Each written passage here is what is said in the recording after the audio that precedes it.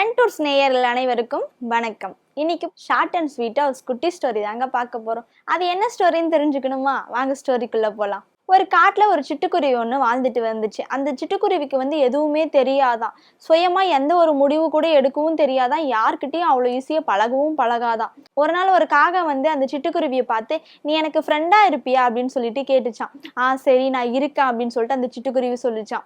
அப்படியே ஜாலியா தினமும் அந்த சிட்டுக்குருவியும் அந்த காகமும் நல்லா பழகிட்டு அப்படியே கொஞ்ச நாள் போயிட்டு இருந்துச்சான். அந்த சிட்டுக்குருவியும் அந்த காகமும் பழகிறத பார்த்து மற்ற சிட்டுக்குருவிங்கெல்லாம் அந்த சிட்டுக்குருவியை பார்த்து, நீ காகத்து கூட சேராத, உனக்கு அது ஒரு நாள் ரொம்ப ஆபத்தான சுச்சுவேஷன்ல முடியும், நீ அது கூட பேசாத, நீ அது கூட பழகாத அப்படின்னு சொல்லிட்டு மற்ற சிட்டுக்குருவிங்க எல்லாம் சொல்லிச்சான்.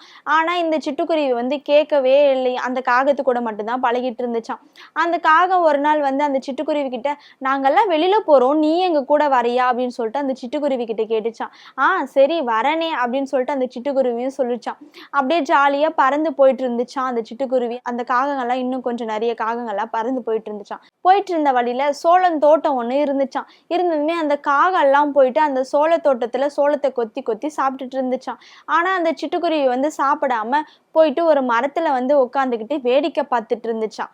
அதை பார்த்துட்டு அந்த தோட்டக்காரர் உடனே ஒரு கம்பை எடுத்துட்டு ஓடி வந்தாராம். அதை பார்த்து அந்த காகம் எல்லாம் பறந்து போயிடுச்சான். ஆனா இந்த சிட்டுக்குருவி எந்த காகமும் கண்டுக்கவே இல்லையா. ஆனா குறிப்பா கூப்பிட்டு அந்த ஒரு காகமும் கண்டுக்கவே இல்லையா. அந்த காகெல்லாம் பறந்து போயிடுச்சான். அந்த தோட்டத்துக்காரர் அந்த சிட்டுக்குருவியை நோக்கி போறாராம் அடிக்கிறதுக்காக. உடனே சிட்டுக்குருவி சொல்லுதான், ஐயா ஐயா, நான்லாம் எதுவும் சாப்பிடவே இல்லை, உங்க தோட்டத்துல நான் சோளத்தை சாப்பிடவே இல்லை, நான் எதுவுமே பண்ணல, நான் சும்மாதான் இந்த மரத்துல உட்காந்துட்டு இருந்தேன் அப்படின்னு சொல்லிட்டு சொல்லிச்சான். ஆனா அந்த தோட்டத்துக்கார் கேட்கவே இல்லையா.